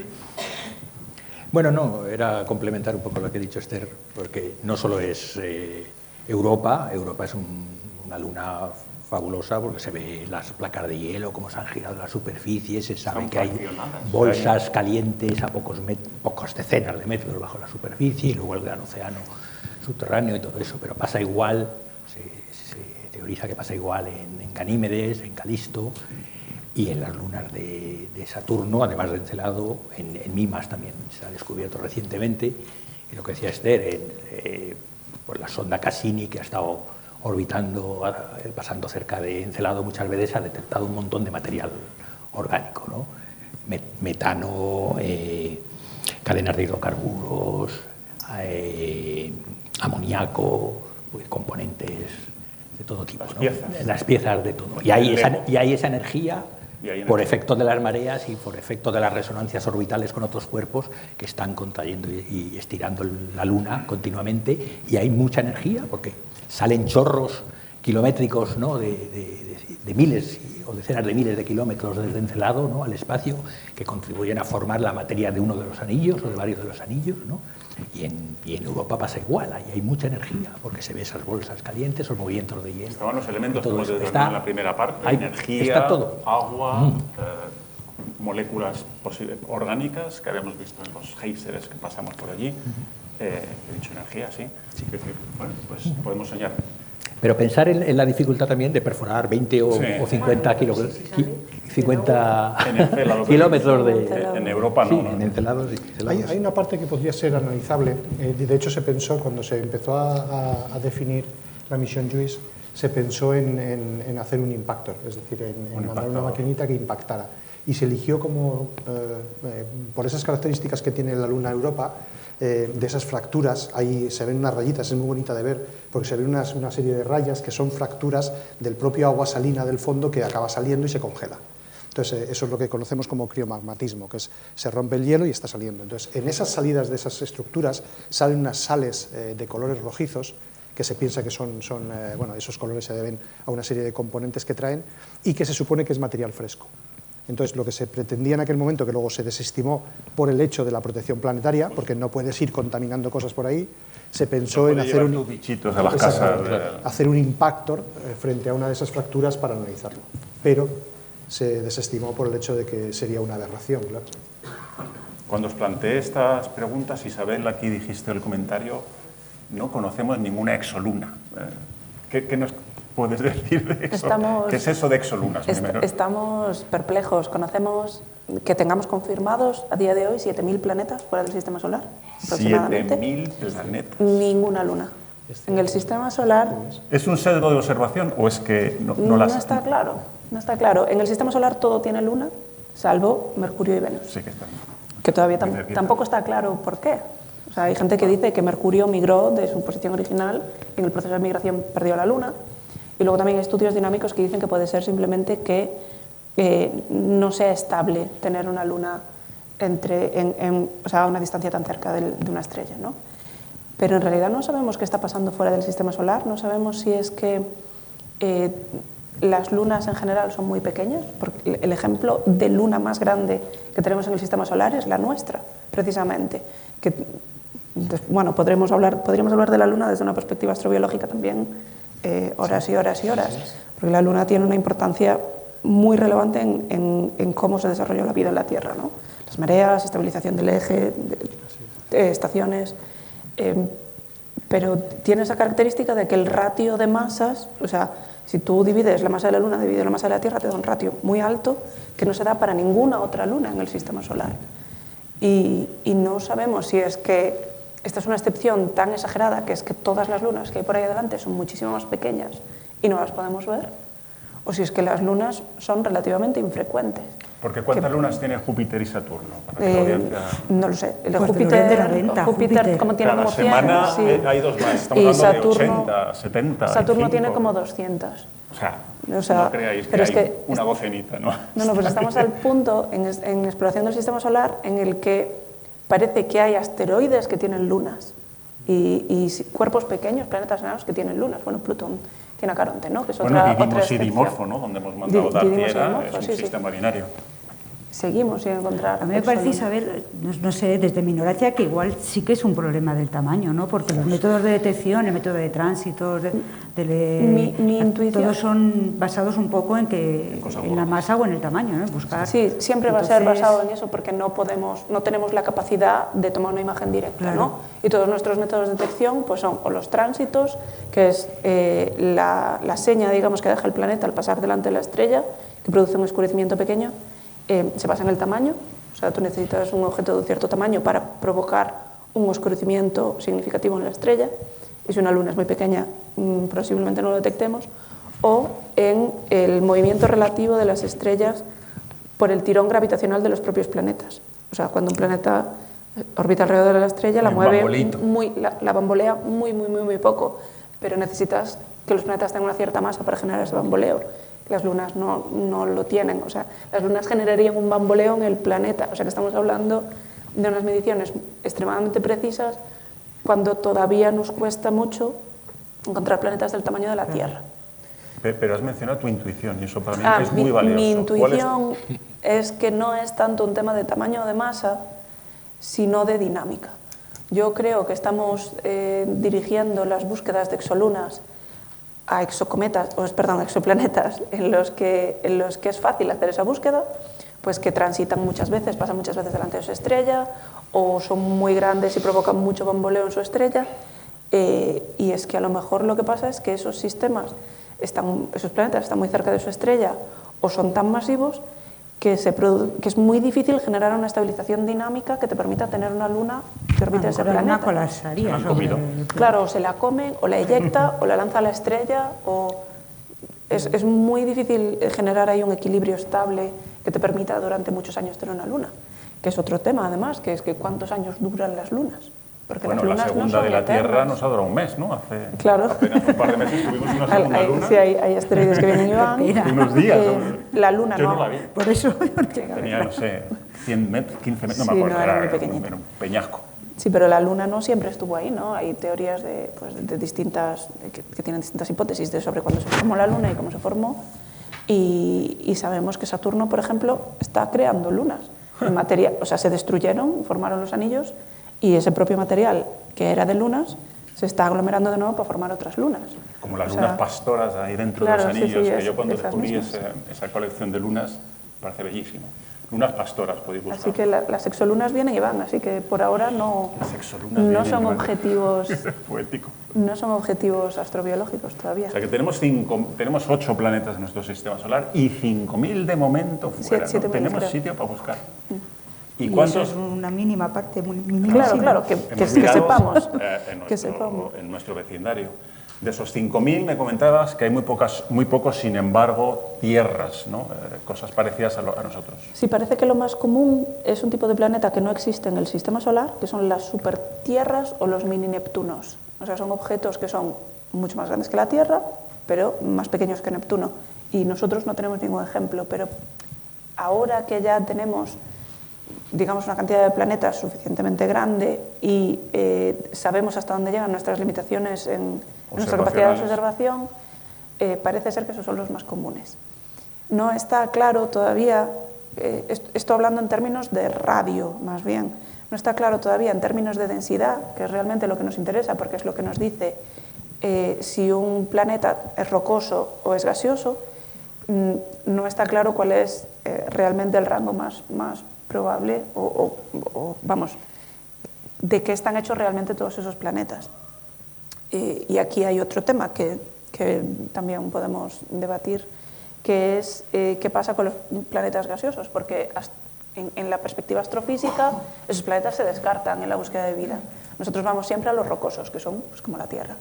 y intentamos buscar las atmósferas de ese tipo de planetas para buscar pues, el agua, que es el disolvente que necesitamos en cualquier caso, ¿no? Pero los planetas gaseosos, desde la perspectiva astrofísica fuera del sistema solar, quedan como automáticamente descartados. Esther comentaba un núcleo sólido en el interior de Europa que Sí. actúe de catalizador, Bueno, ¿no? Porque si no es muy difícil encontrarse, pero las quién sabe. interfaces entre la Tierra y el agua se cree que fueron muy importantes para el origen de la vida. Yo también creo, por ejemplo, en el sistema solar, pues el planeta paradigmático de gigante gaseoso es Júpiter, ¿no? Y Júpiter tiene unas temperaturas al final por la presión que tiene de los propios gases pues altísimas, ¿no? Bueno, Entonces, claro, y una encuentras con otros radiación. problemas. Claro, y una radiación que, en fin, Inconmensurable. sí. Sí que, sin embargo, es beneficioso para las lunas. O sea, la masa de Júpiter es perjudicial para la vida en Júpiter, pero es fundamental para que... Por eso destacabas tú el papel posiblemente, quién Claro, sabe, de sí, las propias lunas, de ¿no? las lunas. Que podrían ser oasis de vida en medio del caos planetario, ¿no? Vamos al siguiente bloque, que si no, no llegamos. Búsqueda. ¿Cómo podemos buscar vida extraterrestre? Pues la primera es buscar en la propia Tierra. Se ha hablado mucho de que podría ser probable si la vida fuese muy común, si la vida, estoy hablando tecnológica, que hubiese artefactos que hubiesen caído en nuestro viaje a lo largo de la galaxia. Obviamente no hemos encontrado nada y no vamos a hablar más de ello. Otra forma es ir a sitios en los que haya potencial de vida, y lo estamos haciendo, como hemos hablado, con Marte y las lunas heladas. Un tercer mecanismo es mirar desde lejos qué habrá allí, si no podemos ir, cosas que están muy lejos. Para eso tenemos los telescopios, a menudo espaciales, que nos libran de la tiranía de nuestra atmósfera, como el veterano Hubble o el flamante James Webb, y muchísimos otros en otras longitudes de onda. Y otra posibilidad relacionada pero distinta es oír, lo pongo entre comillas, con radiotelescopios, ¿verdad? Pues mensajes de posibles civilizaciones extraterrestres que estén por ahí dándose a conocer. Hay otros canales eventuales como ondas gravitacionales, neutrinos, que de momento para nosotros son inaccesibles porque apenas estamos empezando a ser capaces de acceder a ellos. Antes de empezar con esto, ¿a qué llamamos biomarcadores? ¿Quién quiere hablar sobre qué es un biomarcador? La dificultad precisamente de elegir el método está en lo que acabas de comentar. Definir un biomarcador es muy complejo. Un biomarcador es una molécula que nos indica que su origen es biológico, es decir, que sería una señal, una huella directa de que hay presencia de vida en ese lugar. La mayor parte de los biomarcadores que manejamos son ambiguos. La mayoría, por ejemplo, el hecho de buscar materia orgánica, buscar aminoácidos, como se ha comentado al principio, en las nubes interestelares hay una síntesis de materia orgánica y de aminoácidos, incluso los aminoácidos que la vida utiliza en el planeta Tierra. Es decir, que tampoco es un biomarcador como tal. Definir un biomarcador es muy complejo. Entonces, eso es lo que te define precisamente. Hay muy poquitos biomarcadores que sean completamente no ambiguos, digamos, ¿no? En el caso de, por ejemplo, de lo que decías tú de la fotosíntesis, la presencia de oxígeno, se habló también de por qué no una presencia de oxígeno, una presencia de metano. El metano en la Tierra es mayoritariamente en un porcentaje muy alto de origen biológico, se produce por las metanógenas que están en grandes ships en el océano, en intestino de rumiantes, etcétera, etcétera. Es fundamentalmente de origen biológico. En Marte hemos encontrado pequeños picos y señales de metano, pero volvemos a la ambigüedad.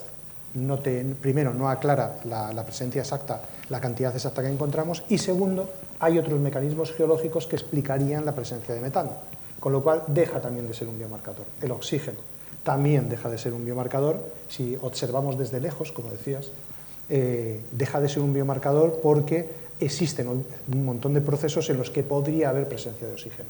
Con lo cual, al final, la dificultad está, o bien básicamente nos centramos en tecnomarcadores, es decir, el intentar encontrar un instrumento que en un momento dado, digamos, esto no puede tener un origen natural, teléfono móvil, por ejemplo, alienígena. Y eso no lo hemos encontrado en el planeta Tierra, eso no existe, ¿no? Por tanto, nos tenemos que ir a la parte más científica, que es el hecho de encontrar un biomarcador completamente que nos indique la presencia de vida. Y en esa discusión estamos. Yo Definir propongo un biomarcador un es muy biomarcador. complejo. la materia inerte es muchísimo más simple que la materia viva, muchísimo más simple. O sea, el número de interacciones que se producen entre las moléculas que forman la materia inerte es muchísimo, pero increíblemente menor que el número de interacciones que va a haber en el ser vivo más simple. O sea, una bacteria tiene miles de proteínas, miles de moléculas que tienen que estar interaccionando unas con otras, y eso le da una complejidad que no va a tener ninguna materia inerte que encuentres. Entonces, intentar medir esa complejidad, yo creo que podría ser un biomarcador muy potente. O sea, una característica que define la vida es la complejidad. Entonces, ¿dónde ponemos el límite de complejidad?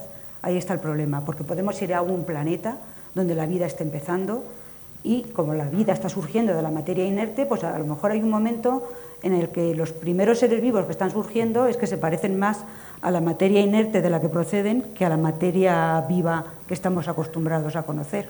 Entonces, para mí, o sea, algo muy importante y que creo que sería muy importante en astrobiología empezar a considerar es el grado de complejidad de la materia. Entonces, ¿eso no se ha explorado suficientemente? Sí.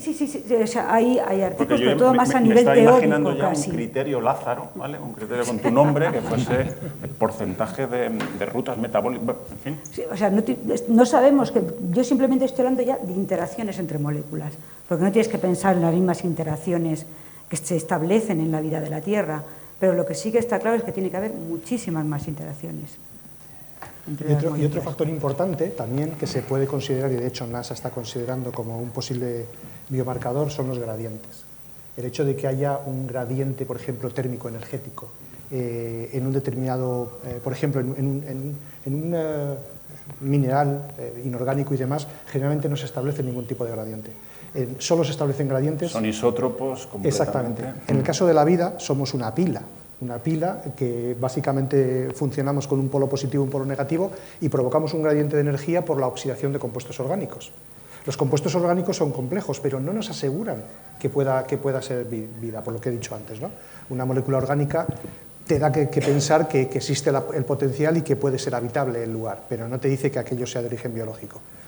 En el caso de los gradientes que provocamos nosotros mismos en nuestro desarrollo metabólico, es otro de los conceptos que se tiene en cuenta. No has dicho la vida es una pila, no he tenido por lo menos que acordarme de Matrix, ¿verdad?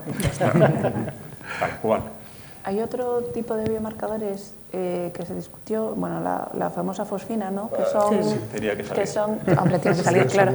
Que son, bueno, ellos sabrán, Felipe, Esther y José sabrán mejor que yo, que son estos elementos que no se pueden encontrar en un cierto equilibrio. O sea, tú tienes tu equilibrio en tu atmósfera y de repente aparece un elemento que no tiene sentido que haya abundantemente ahí, ¿no? Y ese era el argumento de la fosfina. Exactamente. El caso de la fosfina es parecido un poco al metano de Marte. Ese gradiente, porque además son compuestos que son muy fácilmente degradables, con lo cual el hecho de que estén presentes es que tiene que tener un origen, porque si no, la propia radiación lo degrada. Es decir, te está indicando de que podría haber algo interesante. Bueno, el tema de la fosfina yo creo que al final se quedó en que era un error de interpretación, de los datos. ¿No? Posible. Lo de la fosfina, que no lo dijimos, es que hubo una detección en Venus de una molécula que se dijo que tenía que ser de origen orgánico porque no, pasó no dos había... veces, ¿no? Me parece. En fin. ¿Sí? Pero básicamente, bueno, contra otros. Básicamente el interés era ese. La única explicación era que era de origen biológico. Eso. Pero, como dice Esther, ahí hubo una controversia y no quedó claro si... Bueno, yo creo que ya controversia no hay. O sea, yo creo que los propios autores de la publicación han reconocido que... Bueno, a mí me consta que hay una que todavía dice que hay que volver a mirar. Yo es que mi compañero de despacho es astroquímico y lo de la fosfina me lo explicó. Hay que tener mucha imaginación para ver el piquito, ¿no? En los espectros, ¿verdad? Sí. Muy bien, pero ya... Yo creo que ya... para el final de la... Es que estáis hablando, pero verdad que normalmente acostumbramos, cuando terminan los ponentes, que él ha dicho antes que si teníamos alguna pregunta. Disculpa. Al final recuérdala y al final te la hacemos. Búsqueda. Mi sensación es que estáis hablando y yo me estoy perdiendo. Vaya. De lo que estáis diciendo. Estáis hablando de cosas muy concretas, pero hay una serie de cuestiones que yo creo que son fundamentales, que son básicas y que echo de menos en vuestro coloquio. Nos quedan un par de bloques, si te parece lo acabamos y luego vamos con ello, ¿de acuerdo? Búsqueda. Hemos hablado mucho de Marte.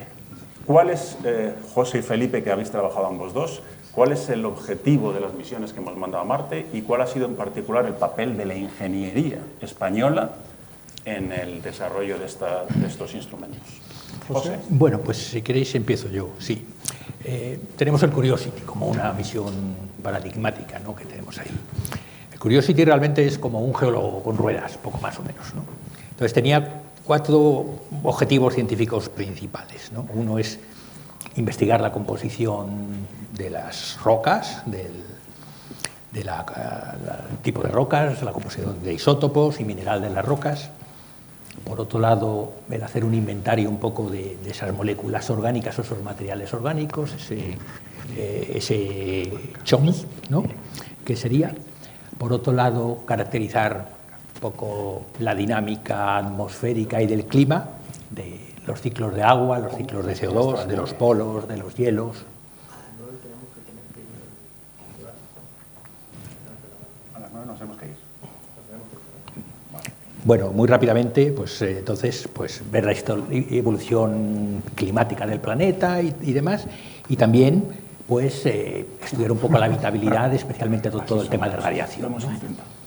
Y simplificando, pues pues está ahí funcionando, ¿no?, una gran variedad de instrumentos, ¿no?, desde cámaras para ver cámaras panorámicas, para ver todo lo que hay allí, todas las rocas, todo el entorno, microscopio con capacidad micrométrica, muchos laboratorios, muchos espectrógrafos y espectrómetros para medir, pues, exactamente la composición de las rocas, desde espectrómetros de contacto, ¿no?, como tenían en el brazo robótico, o un gran laboratorio que tiene en su interior, que es el que llaman, ¿cómo le llamaban? El SAM, ¿no? El SAM, que tiene muchos métodos para detectar las rocas, y cogía material con el brazo robot y lo echaba adentro para identificar cómo es la estructura, qué componentes tenían esas rocas, tanto componentes químicos normales como componentes de materia orgánica, y un laboratorio químico también que tenía igual, que analizaba principalmente también los gases. Aparte de eso, pues tenía sensores de radiación, o tiene sensores de radiación, ¿no?, y entre ellos, y de entorno ambiental, entre ellos la estación de monitorización ambiental que proporcionó España a través del Centro de Astrobiología, pues a la NASA, como una contribución española, que es la que llamábamos REN, el Rover Environmental Monitoring Station, ¿no? Y eso es una misión que sigue activa desde el año 2012 y está explorando el cráter Gale, buscando, sobre todo, está en la visión primaria podríamos decir, el Curiosity era esa búsqueda del agua como lugar probable de origen, o de poder haber mantenido en el pasado vida. Felipe, ¿quieres añadir algo más sobre qué ha hecho España en particular? Sí, creo que es importante decirlo, porque creo que es poco sabido, es poco conocido, ¿no? España tiene una contribución muy importante en la exploración, en el espacio en general. En el espacio llevamos unas décadas en las que la inversión en ciencia ha permitido que sea factible el hecho de que investigadores que hemos estado fuera y demás, que nos hayamos podido venir a España y poder trabajar aquí, y todo eso ha redundado en que se ha podido retornar a la industria un aporte económico que ha sido muy valioso, ¿no? Entonces, eso ha hecho que España esté participando y que sea el origen en muchos casos de muy importantes misiones espaciales, y entre ellos está Marte. Y en Marte tenemos que decir de que en las últimas misiones, en las 3, ha habido una contribución importante de España, hasta el punto de que España es prácticamente el único, si no contamos con Estados Unidos, que es el que pone el hardware, es el único país que tiene ahora mismo 3 instrumentos funcionando en Marte. Esa contribución es importante mencionarla, ¿no?, para que la gente lo sepa.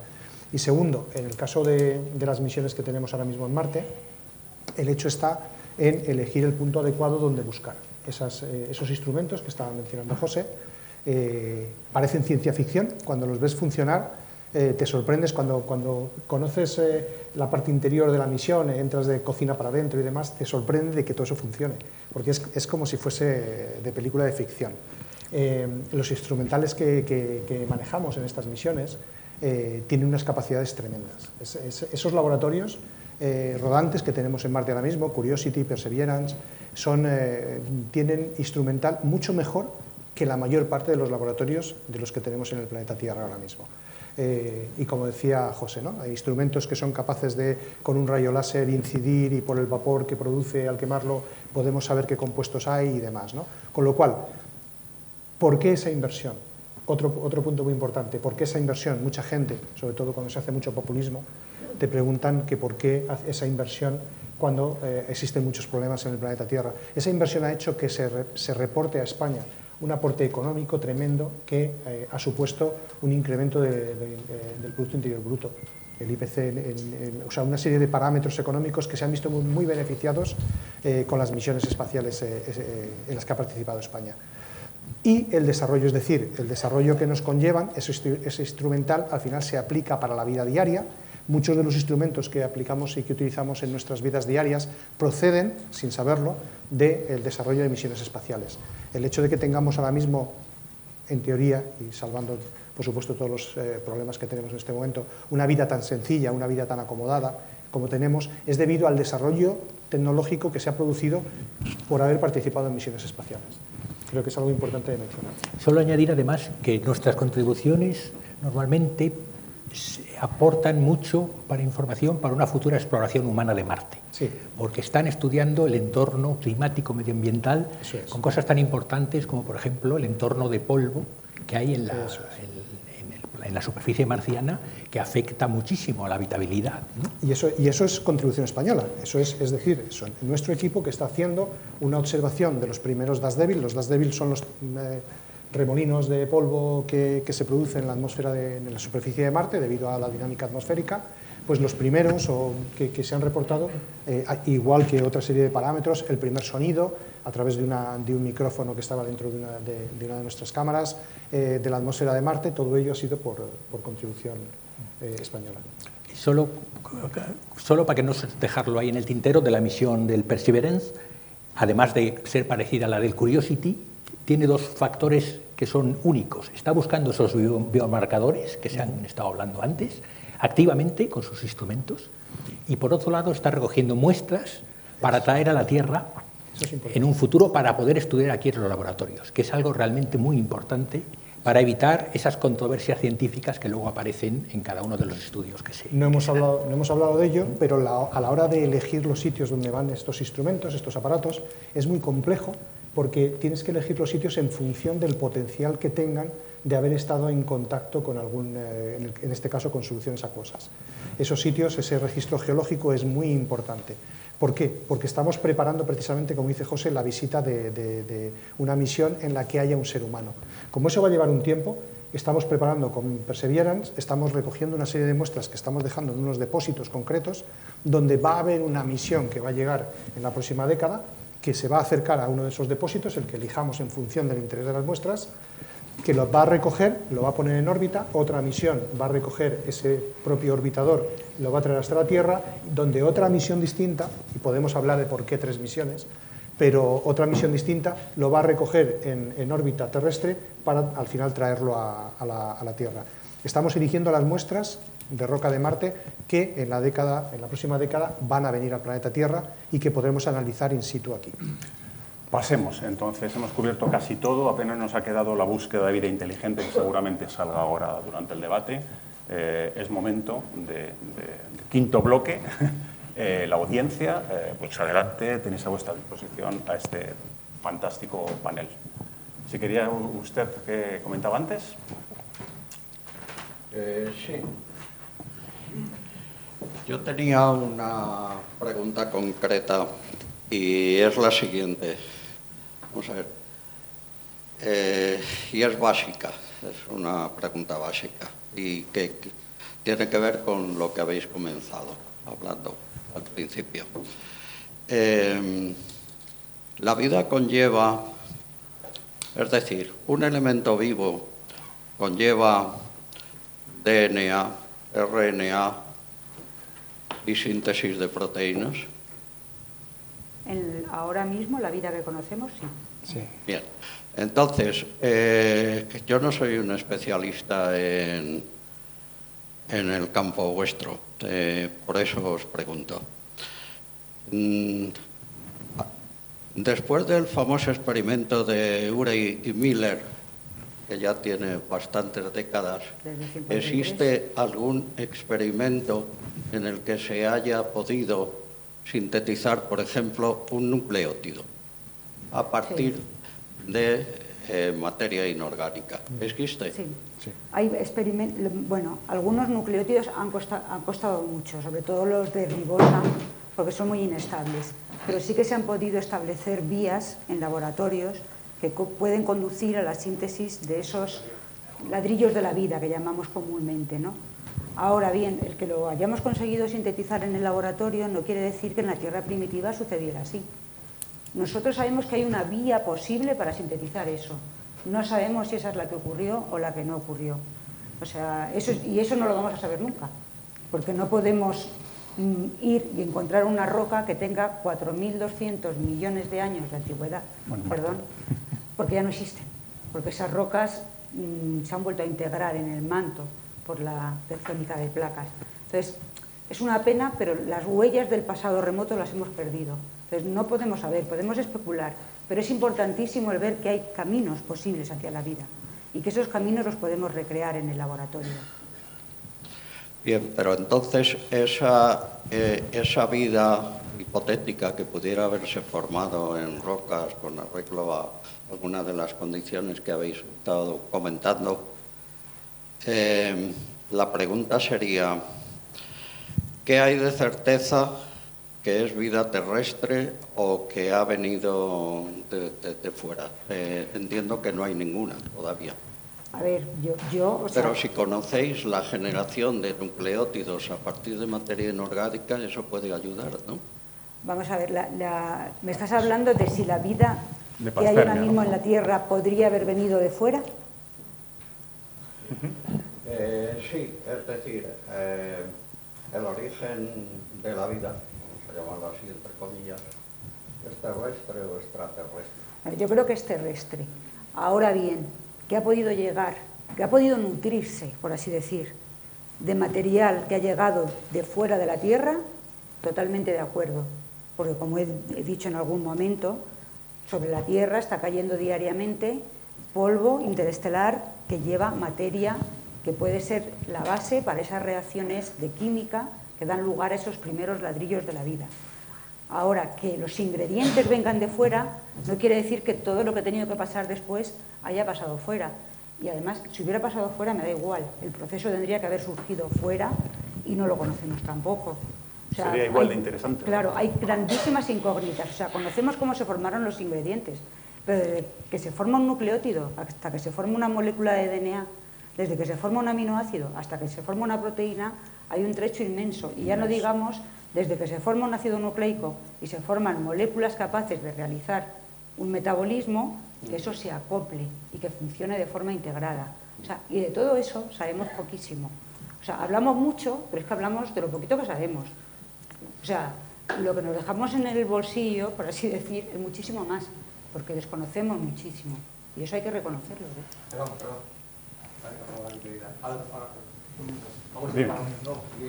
Sí, bueno, en primer lugar, pues ha sido fascinante todo, o sea, yo me he quedado alucinado de todo lo que he escuchado. Haría 1.000.000 de preguntas, pero claro, como no puedo, pues voy a hacer una solo. He echado de menos, que lo has comentado al principio, creo que en una sección, que ¿qué pasa cuando, bueno, si encontramos... Nos ha comido el tiempo. Exacto, ¿no? Pues, pero pregunta. Sí, no, simplemente eso, quería escuchar un poquito sobre este tema, o sea, si encontramos vida, ¿qué haríamos? ¿Qué pasaría? ¿No? Una opinión. ¿Qué pasaría? Yo creo que sería el descubrimiento más importante que se ha hecho en la historia de la humanidad. En NASA, por ejemplo, tiene muy en cuenta la parte filosófica, que, por ejemplo, en Europa no se tiene en cuenta. No se suele mezclar filosofía con ciencia, pero, por ejemplo, en el caso de NASA hay muchos workshops y muchas reuniones de trabajo en la que acompañan filósofos. Y, bueno, pues la verdad que salen discusiones muy interesantes.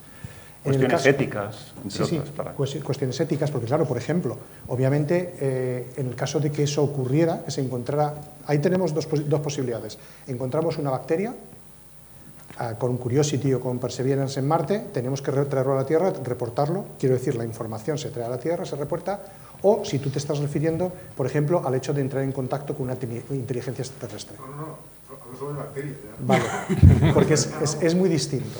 Es muy distinto porque, por ejemplo, ahí entras en una serie de implicaciones éticas muy importantes. Tan sencillo como quién es el representante terrestre para poder entrar en contacto con una civilización. En el caso de una bacteria, supondría validar el hecho, en matemáticas cuando vas a representar una recta, con un solo punto no puedes representar la recta. Necesitas 2 puntos para poder entender esa recta.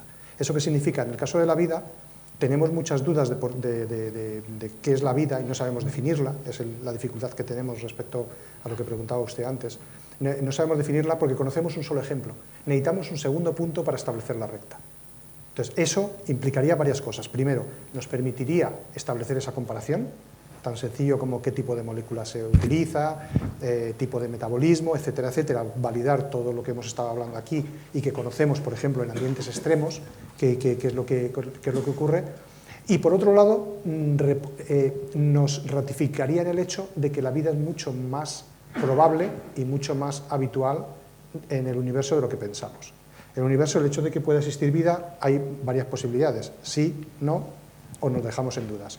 Todas ellas son aterradoras, porque si no, estamos solos, qué miedo. Pero si es sí, también, qué miedo. Si van a venir. Pues acaso vienen. A mí me da más miedo la segunda. ¿Más miedo que vengan? No.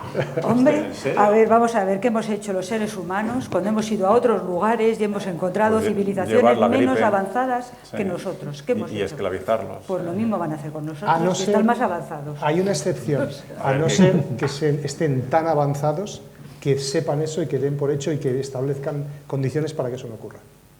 Es decir, que sean benévolos con O sea, los... que tú equiparas el estar avanzado con ser mejor persona o mejor ser vivo. Yo no estoy tan seguro. Yo, felicidades al moderador y a la mesa por los inputs que habéis dado, que francamente interesantes. Vamos a ver, 4.500 millones de años, eso no es nada comparado con el universo.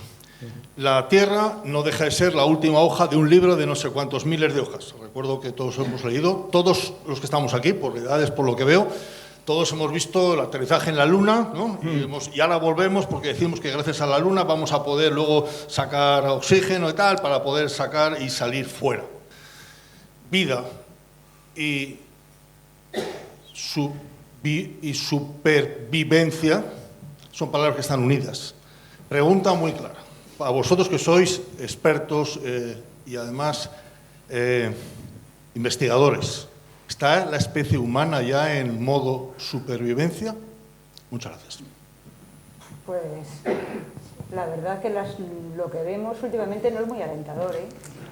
O sea, yo diría, pero igual soy muy pesimista. A mí el cambio climático me aterra. Me aterra porque lo hemos visto en otros planetas. Marte sufrió un cambio climático, quizás al revés que la Tierra. Marte perdió la atmósfera. Venus tiene un efecto invernadero intensísimo y pasó de ser un planeta habitable a ser un planeta inhabitable. ¿Qué puede pasar en la Tierra? Pues es que yo creo que a veces somos como diría yo, como que pensamos que eso a nosotros no nos va a pasar, como que aquí esto va a seguir así siempre. Desde lo limitado de nuestra existencia, pues sí, probablemente de aquí a que los que estamos en esta sala ya no existamos, pues no pase nada. Pero si pensamos en las generaciones futuras, yo creo que lo tienen muy negro. O sea, el cambio climático está avanzando más rápido de lo que se pensaba. En mi opinión es casi irreversible. Y las consecuencias que puede tener para seres como nosotros, que por muy superiores que nos creamos, somos muy frágiles, pues pueden ser nefastas. No lo van a ser para las bacterias, porque son mucho más adaptables. Pero para seres como los humanos o animales ya muy complejos, pues las consecuencias yo creo que pueden ser pues terribles.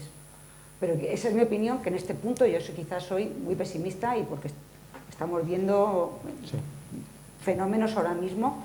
Lo tenemos, es que ahora mismo, es que ha sido hoy, ha sido la semana pasada, que dicen, se han dado siempre, pero no con esta intensidad ni con esta frecuencia. Y eso, pues, no podemos olvidarlo. Solo un comentario muy breve, ¿vale? Porque vamos muy mal de tiempo por lo que veo. Bueno, respecto a ello, casi todos los científicos coincidimos con la opinión que acaba de dar Esther. Somos muy pesimistas. En ecología hay lo que conocemos como dinámica de poblaciones. Y un ejemplo muy sencillo es en una población de conejos. En una población de conejos, cuando la población es muy alta, muy densa, empiezan a producirse una serie de procesos ecológicos que la hacen disminuir. Y fundamentalmente tiene que ver con la densidad de la población, el tamaño de la población y las fuentes de energía. Eso nos está indicando que estamos precisamente llegando a unos términos en los que empezamos a estar dentro del rango de posible supervivencia. Bueno, yo voy a hacer una pregunta muy cortita, pero antes voy a hacer un pequeño apéndice. Estoy de acuerdo con lo que ha comentado ella.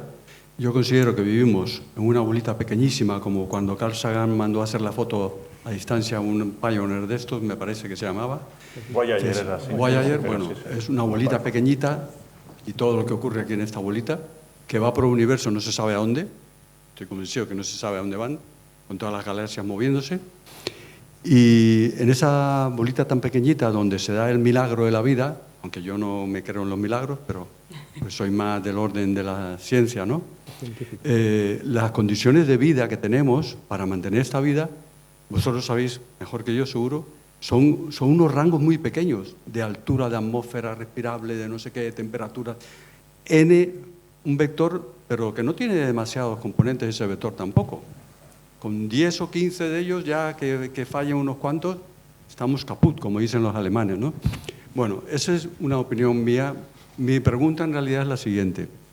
Esta vida de que estáis hablando, de acuerdo con lo que ha dicho Manuel también, ¿está basada solamente en el elemento maravilloso, mágico, el carbono, o estáis hablando de vidas también basadas en otros elementos como el azufre, estas vidas que hay en zonas tan complicadas como Río Tinto y cosas de estas? Hay otras que no están basadas solo en carbono. Entonces, la nuestra, la inteligente, digamos, está basada en el carbono, creo, ¿no?